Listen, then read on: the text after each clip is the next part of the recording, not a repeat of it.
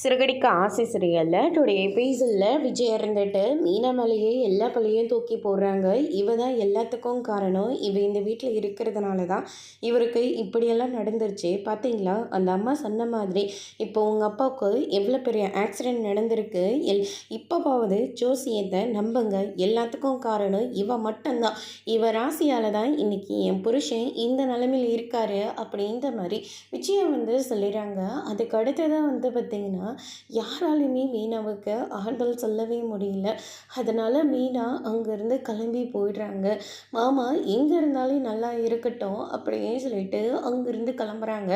அதுக்கு அடுத்து தான் பார்த்திங்கன்னா கோயிலில் போயிட்டு அங்கே பிரதேசம் இப்படி மாதிரி எல்லா பரிகாரமும் பண்ணிக்கிட்டு இருக்காங்க.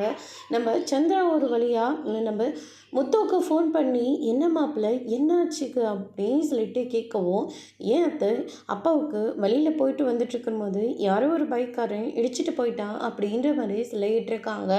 அதனால தான் மீனா இங்கே இவ்வளோ பரிகாரத்தை பண்ணிக்கிட்டு இருக்காளா அப்படின்னு சொல்லிட்டு கேட்ட உடனே, அத்தை நீங்கள் என்ன சொல்கிறீங்க?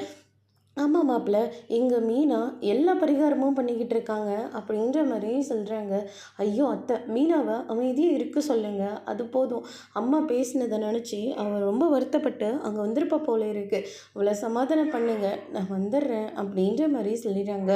நம்ம சின்னமணி சும்மா இருப்பாங்களா?